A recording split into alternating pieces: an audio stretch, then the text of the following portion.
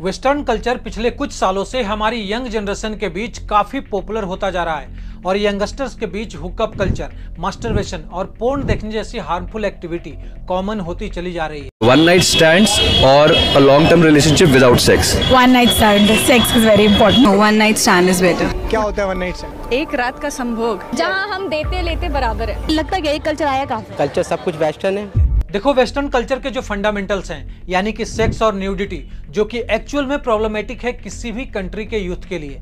हमारे इंडिया में 10 और 12 साल के बच्चे और खासकर लड़कियां ऐसे ऐसे रील्स बनाते हैं जिससे देखकर शर्म आ जाए। धक्का दो, धक्का दो, धक्का दो, धक्का दो, झटका दो, झटका। ऐसी ऐसी बातें बोलते हैं जिसे सुनने के बाद आप सोचने पर मजबूर हो जाएंगे कि where is the world going. I broke up with a guy, I married another guy. Okay, fair enough. Yeah. So does that make me a playgirl? I am a playgirl. It is my choice to do whatever I want to do. Okay? There is no gender here. There is no gender here. Just because you have something extra, I have something extra in my body. देखो, हम India में ऐसे माहौल में रहते हैं जिसके काफी रूल्स एंड रेगुलेशंस हैं, बट इंडिया का यह rules and regulations western culture से हाईली इन्फ्लुएंस हो चुके हैं, जिस वजह से यंग जनरेशन अपनी लाइफ को डिस्ट्रॉय कर रहे हैं। लेकिन जब बात आती है किसी कंट्री को डिस्ट्रॉय करने की, तो उसमें कुछ ही चीजें नहीं बल्कि उसके पूरे इकोसिस्टम का बहुत बड़ा रोल होता है। एंड शॉकिंगली हमारा इकोसिस्टम ओवर द ईयर्स ऐसा डिजाइन किया गया है जिसके थ्रू आपको लस्ट, न्यूडिटी और सॉफ्ट पॉर्न जैसे कंटेंट दिखाया जाता है, जिस वजह से youngsters and teenagers are being mentally paralysed. In fact इसी को लेकर एंशिएंट इजिप्ट में कहा जाता था कि अगर किसी कंट्री को डिस्ट्रॉय करना है तो वहां के यूथ के बीच अश्लीलता फैला दो, जिसके वजह से इंस्टेंटली तो नहीं लेकिन एक टाइम के बाद वो देश खुद ही डिस्ट्रॉय हो जाएगा। और एग्जैक्टली यही चीजें हमारे साथ हो रही है। हमारा पूरा इकोसिस्टम ही ऐसा बन चुका है। अब चाहे वो सोशल मीडिया हो, फिल्में हो या फिर म्यूजिक, ये पूरा इकोसिस्टम ऐसे डिजाइन किया गया है जो आपको इनडायरेक्टली पोर्न और मास्टरबेशन के लूप में फंसाता जा रहा है। और यह सब जो कुछ भी है ये वेस्टर्न कल्चर है जिसको इंडियन यंगस्टर्स अडॉप्ट कर रहे हैं। अब इसके कंसिक्वेंसेस जैसे कि guilty feeling, low self esteem, mentally weak, lack of focus और बिना किसी रीजन के डिप्रेस्ड फील करना जैसे कई सारे सीरियस डिसऑर्डर्स डेवलप हो जाते हैं ओवर द टाइम, जो आपको टाइम के साथ साथ मेंटली पैरालाइज्ड कर देते हैं। और इनमें से हर एक डिसऑर्डर्स इतना ज्यादा डेडली है कि किसी भी इंसान की, खासकर किसी यंगस्टर्स की जिंदगी बर्बाद कर सकता है। एंड शॉकिंगली आज हर 10 में से 7 लोग इनमें से कई सारे डिसऑर्डर से सफर कर रहे हैं। और ये जो भी चीजें हो रही हैं, इनसे 2 चीजें फ्यूचर में डिस्ट्रॉय होने वाली है। First, Indian culture and second, youngsters की लाइफ। और आने वाले 10-15 साल इस जनरेशन के लिए काफी चैलेंजिंग होने वाले हैं। जिस स्पीड से इंडिया वेस्टर्नाइजेशन को अडॉप्ट कर रहा है और इवन 99.99% चांस है कि आप जो इस वीडियो को देख रहे हो आप खुद इसी इन्फ्लुएंस का हिस्सा हो। अब अगर आप एक टीनेजर हो या एडल्ट हो तो आपको इस वीडियो को जरूर ध्यान से देखना चाहिए। तो चलो फिर शुरू से शुरू करते हैं और समझते हैं कि आखिर माजरा क्या है। आई एम वेरी श्योर कि आपको पता होगा कि भारत एक ऐसा देश है जो अपने कल्चरल वैल्यू, भगवान की भक्ति और ग्रेट वॉरियर्स की जगह मानी जाती है। और योगा, मेडिटेशन, स्पिरिचुअलिटी, ब्रह्मचर्य जैसी प्रैक्टिसेस हिंदू संस्कृति का हमेशा से ही पार्ट रही है। बट जैसे जैसे इंडिया वेस्टर्नाइजेशन को अडॉप्ट कर रहा है, यह चीजें जो कि इंडियंस के रूट हैं, यह टाइम के साथ खत्म होती जा रही है। और आज के दिन इंडिया में यंगस्टर्स कूल बनने की रेस में अपने कल्चर को छोड़कर ऐसे लोगों के तौर तरीकों से लाइफ जी रहे हैं जिनकी खुद की लाइफ की धज्जियां उड़ी हुई है। 2020 में हुई Divorce.com की एक रिसर्च के अकॉर्डिंग अमेरिका में 60% लोगों की शादी के करीब 8 इयर्स के बाद डाइवोर्स हो जाते हैं। जब वो दूसरी शादी भी करते हैं तो उसके भी 50% चांसेस होते हैं कि उसका भी डाइवोर्स हो जाए। सो यू कैन इमेजिन कि वहां की सिचुएशन कितनी खराब है। वेस्टर्न कल्चर के फंडामेंटल्स इतने एक्सट्रीमली रेडिकुलस हैं, स्पेशली जब बात आती है लाइफ में सेटिस्फेक्शन और रिलेशनशिप की। और इन दोनों चीजों के लिए ये लोग हाईली डिपेंडेंट होते हैं मटेरियलिस्टिक चीजों पर, जैसे कि luxury cars, money, luxury life, बस या फील करने के लिए कि वो भी कुछ लाइफ में हैं। But actually he is hollow from inside, and instead of being in a relationship they choose only sex in the form of hookup culture and one night stand. One night stands or a long-term relationship without sex. One night stand, sex is very important. No, one night stand is better. That is why western culture में loyal relationship में over the year decline आया है।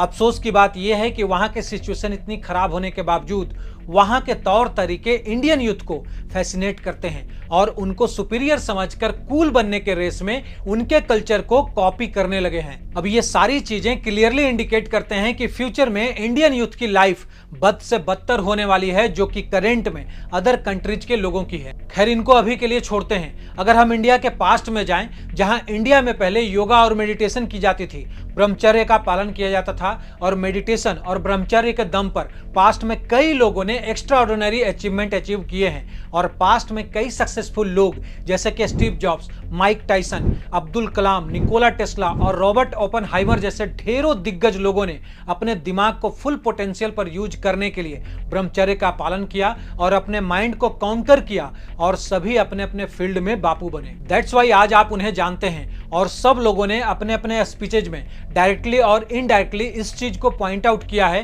कि ब्रह्मचर्य कितनी जरूरी है, specially उन लोगों के लिए जो यंग एडल्ट हैं, जो अपनी लाइफ में कुछ करना चाहते हैं। नाउ द क्वेश्चन इज कि यह सब पता होने के बाद भी ओवर द इयर्स ऐसा क्या हुआ कि आज उसी देश के यंगस्टर्स पोर्न और मास्टरबेशन जैसी घटिया चीजों से एडिक्टेड होते जा रहे हैं और यंग एडल्ट का परसेप्शन फिजिकल इंटीमेसी से चेंज होकर पूरी तरह फैंटेसी बेस्ड हो चुका है। इवन यह भी कहा जा सकता है कि लोगों का परसेप्शन सेक्स तक ही सीमित रह गया है। देखिए, इन सब के लिए रिस्पॉन्सिबल होता है किसी भी कंट्री का मेन स्ट्रीम इकोसिस्टम, और हमारा main stream ecosystem highly inspired है वेस्टर्न कल्चर से। कभी आपने सोचा है कि फिल्मों में और गानों से लेकर सोशल मीडिया पर इतने एक्सट्रीम लेवल पर सॉफ्ट पॉर्न और नंगापन क्यों दिखाया जाता है? इसके पीछे का कारण बस एक है कि न्यूडिटी बिकती है, यानी कि नंगापन सब लोग देखना चाहते हैं। और एक रीजन यह भी है कि मास लेवल पर लोग, मतलब कि ज्यादातर लोग जो होते हैं वो एंटरटेनमेंट को प्रेफर करते हैं। और एंटरटेनमेंट देखना गलत बिल्कुल नहीं है, लेकिन एंटरटेनमेंट के नाम पर जो आपको दिखाया जाता है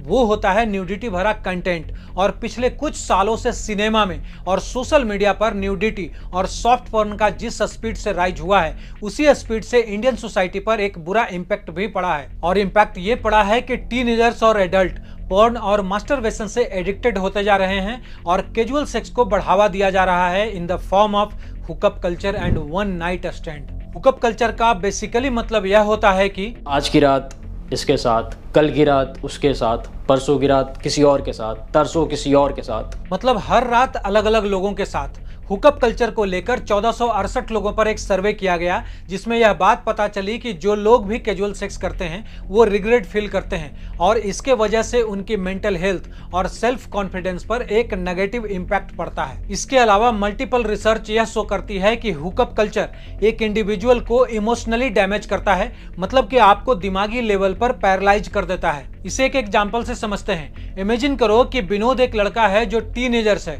वो फिल्में देखता है तो ऐसी देखता है जिसमें न्यूडिटी, वायलेंस और लस्ट दिखाया जाता है, और इंस्टाग्राम पर ऐसे अकाउंट को फॉलो करता है जहां एक्सट्रीम न्यूडिटी दिखाया जाता है, और उसी इंस्टाग्राम पर लस्टी रील्स देखता है। और विनोद यूट्यूब पर ऐसे छपरी लोगों को भी देखता है और फॉलो करता है जो वुमेन्स को एक ऑब्जेक्ट्स की तरह ट्रीट करते हैं और यह सिखाते हैं कि लड़की को कैसे पटाया जाता है। सबसे बड़ी बात कि एक थॉट बॉलीवुड ने ओवर द टाइम हम सबके दिमाग में डाल दिया है कि बॉयफ्रेंड और गर्लफ्रेंड तो होना ही चाहिए। लेकिन जिन हीरोज की फिल्में देखकर हम उन्हें फॉलो करते हैं और फिल्मों में जो प्यार दिखाया जाता है, उसके बारे में एक इंटरव्यू में खुद सलमान खान ने क्या कहा, इसे सुनो। वो है तेरे नाम का कैरेक्टर। मैं तुम्हें बोलूंगा पिक्चर जरूर देख लेना, लेकिन ये जो कैरेक्टर साले को कभी फॉलो नहीं करना। ये लूजर कैरेक्टर है कि एक लड़की के पीछे पागल हो गए और अपनी जिंदगी बर्बाद कर दिए।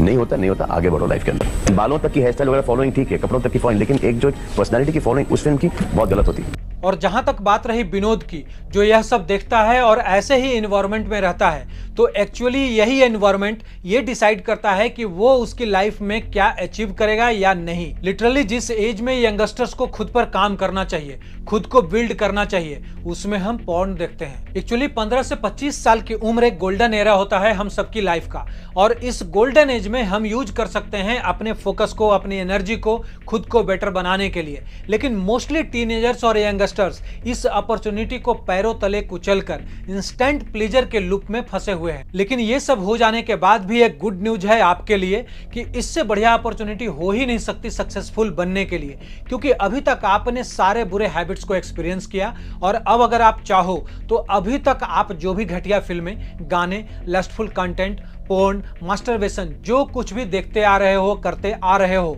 तो इस पूरे एक्सपीरियंस से यह समझ जाओ कि ये तो नहीं करना है और एक्चुअल में कुछ मीनिंगफुल कंज्यूम किया करो। मतलब कि कुछ भी अपनी खोपड़ी में ऐसा मत डालो जो आपको डिस्ट्रैक्ट करता हो, क्योंकि किसी को भी फर्क नहीं पड़ता कि आपकी लाइफ बनती है या बिगड़ती है। आगे क्या करना है ये आपको डिसाइड करना है, क्योंकि लाइफ बनेगी तो आपकी बनेगी और लाइफ बर्बाद भी होगी तो आपकी ही होगी। चॉइस आपके हाथ में है।